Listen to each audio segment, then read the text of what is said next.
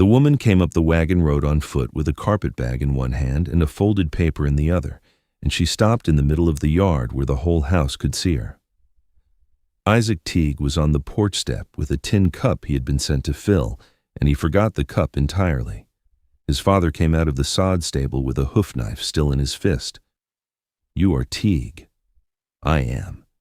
She unfolded the paper and read it aloud from where she stood, in a voice pitched across a yard in wind.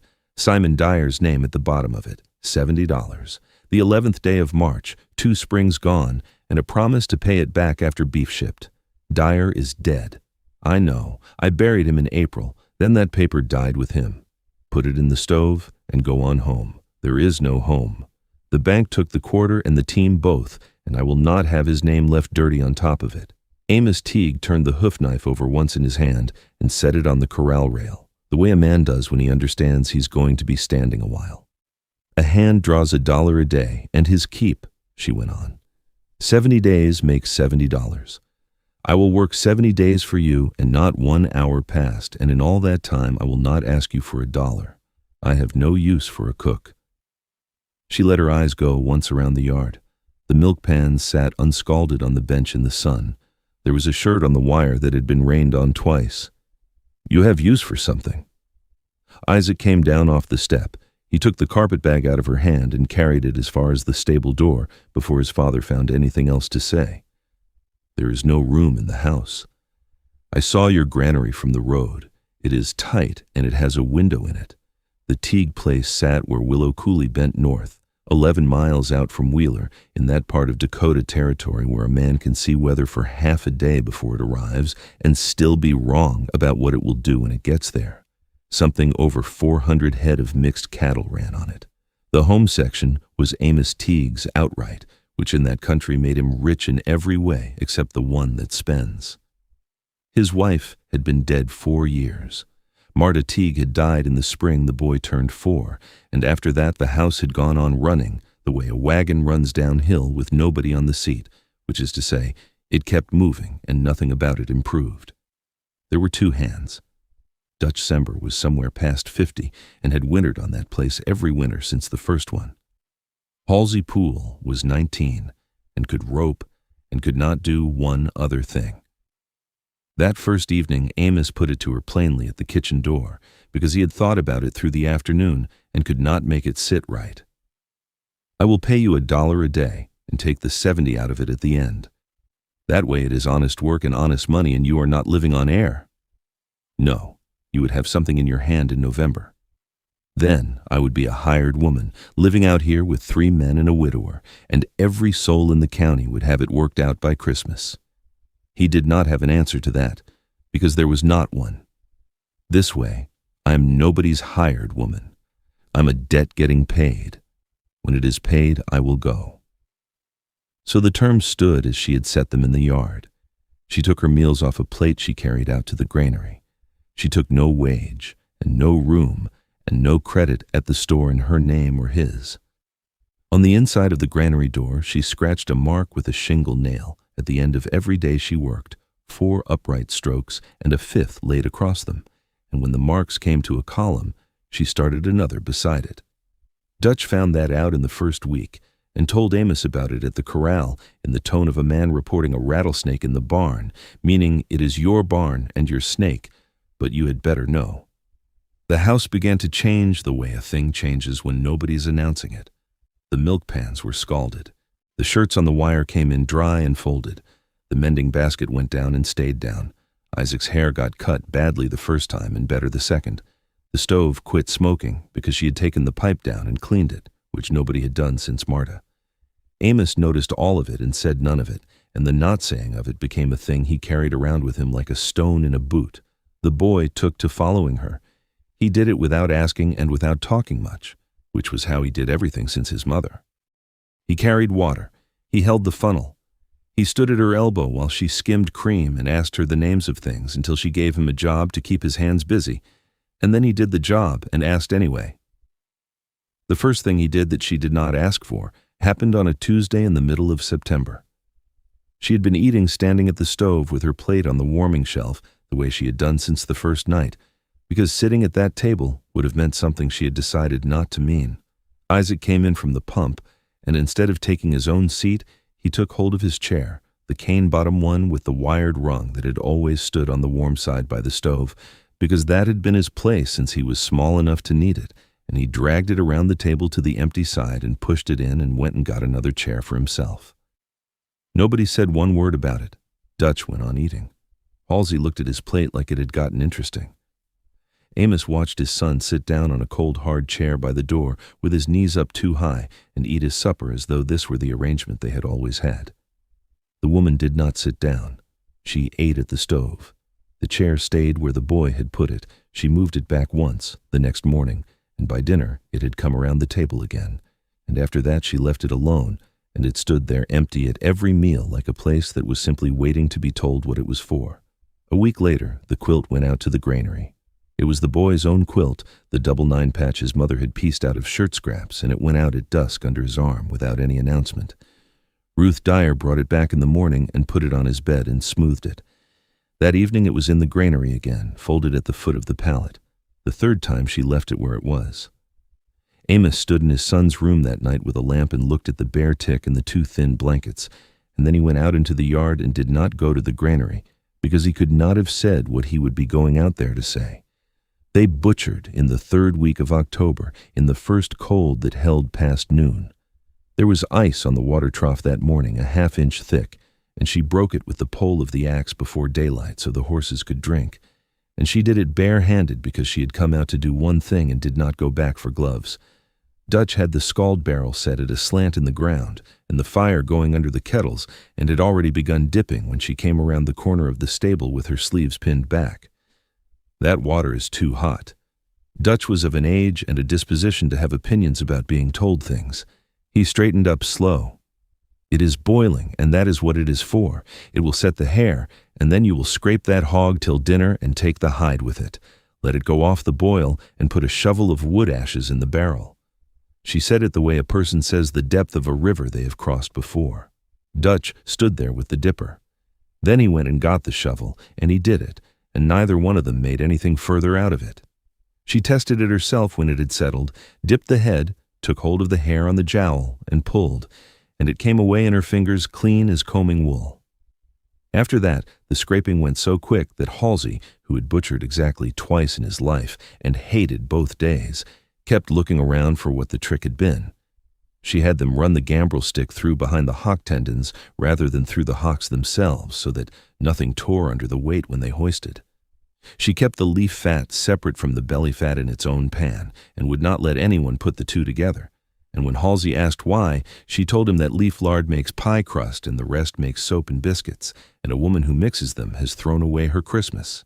She rendered all that day, and into the dark, the fat cut small, the fire kept low, the paddle going in the kettle constantly, because rendered lard that has been let scorch tastes of scorch for as long as it lasts, and it lasts all winter. When the cracklings came up brown and floating, she dipped them off and pressed them and strained the fat through a cloth into crocks, and the crocks went to the cellar white and sweet. She mixed sage and pepper and salt into the sausage meat and fried a little patty of it in a skillet and tasted it and added more sage and fried another one, and only then would she let them case any of it. She salted down the hams in the box with saltpeter and brown sugar and told Dutch to remind her to overhaul them in a week, and she hung them in the smokehouse over a slow smother of corn cobs, no flame, nothing but smoke. Amos came in on the last of it near midnight. The kitchen smelled of hot lard and sage, and the cold coming under the door. Her hands were split across the knuckles from the trough ice, and the salt had been in the splits all day, and she was standing at the table cutting rind for soap grease as if her hands belonged to somebody she was not on speaking terms with. Leave that. It will go rancid. Leave it. She put the knife down. In the lamplight he could see that she had not eaten since noon, and that her sleeves were still pinned, and that there was a great deal she was carrying around that she had not put down in 7 weeks. That was $100 of work today, he told her, in one day. It was a day. It was 1 mark. She took the lamp and went out to the granary, and he stood in his own kitchen in the dark for a while afterward, and the thing he had not said sat in him and turned over. The talk started in Wheeler about the last week of October, which is later than it might have. Amos heard it at Speak's store, the way a man hears that kind of thing, sideways and with a laugh attached. He paid his account and did not laugh. Then Speak, who was not unkind and had been a widower himself, leaned on the counter and said something that Amos carried home worse than the talk. That Dyer woman priced a coat off me. Second week of the month, and priced it twice, bought a paper of needles and walked out. Walked, mind. 11 miles both ways, and I offered her a ride as far as the Kell place. Amos rode home in a wind out of the northwest with the coat question sitting on him. Ruth Dyer had come up that road at the end of August in a wool jacket that had been good once, and it was going to be November in 5 days. He went out to the granary before supper on a pretext he did not bother to make good. She was not in it. The pallet was made up square with the boy's quilt folded on the end of it. There was frost on the wall by the window on the inside, a white bloom of it, standing on the board where her breath had been all night, and the water in the tin basin had a skin of ice across it at 5 in the afternoon. On the inside of the door, there were 12 columns of 5 and 2 strokes over. He put his hand flat on the boards by the window, and the cold came through into his palm, and he stood there until he heard the pump start up in the yard. That night he tried again, and made a poor job of it. There's a room in the house. It was the hired man's room before Dutch took the bunkhouse. It has a stovepipe through it. No. You will be sick before this is over. 12 days. I have wintered worse than 12 days. Take the wage then. Take the coat money out of it and let the rest ride. Ruth Dyer put both hands on the back of the boy's cane-bottomed chair, the empty one that had stood at that table since September, and she held on to it while she answered him, and Amos understood afterward that she had needed to hold on to something. If I take $1 off you, Mr. Teague, then everything I have done here is bought and paid for, and it goes out of my hands. I want to leave here owing nothing and owed nothing. I want to walk down that road the same as I came up it. That is the only thing I have got. And after I will go to Mrs. Vandell at the Dakota house. She has offered me the kitchen there at $18 a month and a room over the pantry to start the day my business here is finished. Isaac hung his coat on the nail outside the granary door on the 1st of November. It was the brown wool one his mother had cut too big on purpose the last fall she was alive so that he would grow into it, and he had finally about grown into it, and it had horn buttons all down the front except the bottom one, which was bone because the horn one had been lost. He hung it on the nail at dusk and went in and put on the outgrown one from the hook by the stairs, the one that would not button across his chest anymore, and said not one word about any of it. In the morning, the coat was back on his peg by the kitchen door. That evening it was on the nail outside the granary again. This went on for 9 days. She hung it inside. He hung it out. Neither of them ever mentioned it in the hearing of another living person, and every man on that place knew about it by the 3rd day, and not one of them opened his mouth. The 70th day fell on the 9th of November, and it was a Thursday, and nothing about it was remarkable. She hauled ash out of the stove and set bread, and mended a girth and got supper and washed up after it. Then she asked Amos for the note, and he got it out of the box on the shelf and gave it to her, and she wrote across the face of it in pencil that it was paid in full and signed her name under it and laid it on the kitchen table where the lamp was. 70 days. I know how many it was.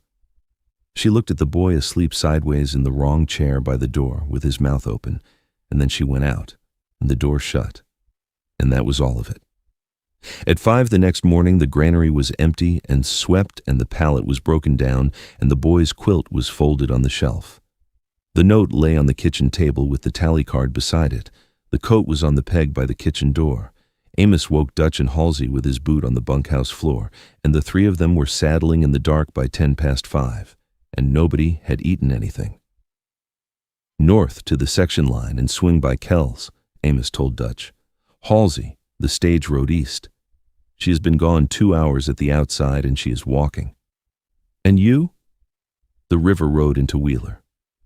The barn door slid and let in the cold, and Isaac was standing in it in his stocking feet with the coat over both arms. He came in and got in front of his father and pushed the coat up against his chest until Amos had to take hold of it. She will be cold. She keeps giving it back to me. Tell her she is not allowed anymore. Tell her I will not take it back. Not ever. Not if she brings it. If she wants rid of it, she has to carry it here herself and hang it up. Then she will be here." He went back to the house. Through the window they could see him climb up and get the plates down out of the cupboard and set his father's place and set the two hands' places and then set a fourth place at the empty chair on the far side of the table. Dutch Sember got on his horse and did not trust himself to speak and rode north. She had 11 miles on foot and about a 2-hour start, and the freight and passenger wagon out of Wheeler pulled east at noon on Fridays. Amos Teague made the town by 9:30 with the coat rolled in his slicker behind the cantle. Her carpetbag was already up on the tailboard of the freight wagon in front of the express office. She was not with it. She was standing across the street under the awning of the Dakota house with Mrs. Vandell, and neither of them had seen him. He did not go to her. He rode up the street past the express office and past the hotel and got down in front of the courthouse and went in and asked for Speke's brother Elias, who was the Register of Deeds and had been for 11 years and who had never in his life kept anything to himself.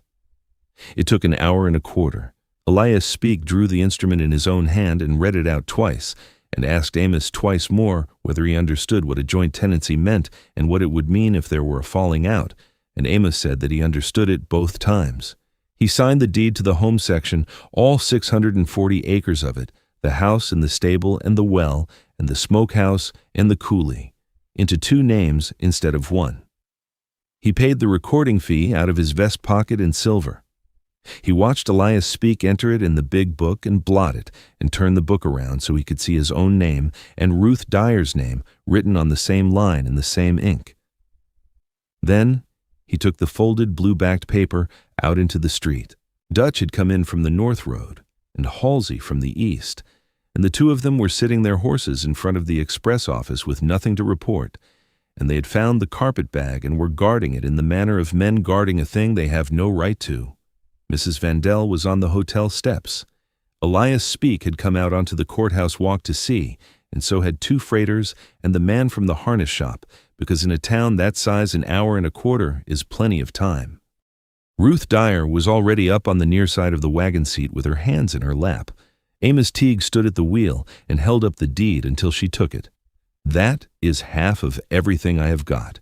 It is yours from this morning, whether you get down off that wagon or not. Sell your half to me or to anybody, or hold it and never come near it. It is recorded. It cannot be undone." She had the paper open on her knees, and she was not reading it. She had gone very still. Why? So that whatever you say next, nobody in this county can say you said it, because you had no place to go. Then he untied the slicker and shook the coat out of it and put it up on the seat beside her. "The boy sends that.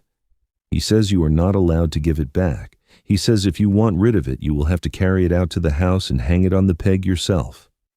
The freighter had his lines gathered and was looking at his own hands out of pure decency. Ruth Dyer folded the deed along the crease it had come with and put it inside the coat, and put the coat over her arm and got down off the wagon seat backwards the way anyone does, feeling for the hub with her boot. Amos Teague put a hand under her elbow while she found it, and took it away again as soon as she was down. She did not say yes to anything out there in the street, in front of the Register of Deeds and the harness maker and Mrs. Vandell and 2 hired men on horseback. What she said was that the bread would not have been set that morning and that the boy would have had nothing but cold biscuit. Halsey Poole got the carpetbag off the tailboard and had it tied on behind his saddle before anyone thought to ask him to. They were married in December at the courthouse in Wheeler by the county judge, with Elias Speke and Dutch Sember standing up for them and Isaac holding the ring in his fist the whole way in on the wagon and refusing to put it in his pocket. The hired man's room got a stove in it and became the boys', and the boys' became something else, and by spring there was a lean-to going up on the south side with a window in it that Amos framed himself out of lumber he had meant for a hay corral. Nobody ever scraped the tally off the inside of the granary door. It is still there, 12 columns of 5 and 10 strokes over, cut into the pine with a shingle nail. Isaac takes people out to see it if they will go. The cane-bottom chair with the wired rung stands on the warm side of the table now, and has done since the first week of that December, and there's never any question about who sits in it.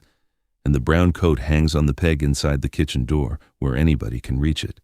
It is too small for the boy, and too small for his father, and about right for nobody. And on the black cold mornings when somebody has to go out to the trough with the axe before daylight, whoever gets to the door first takes it down and wears it,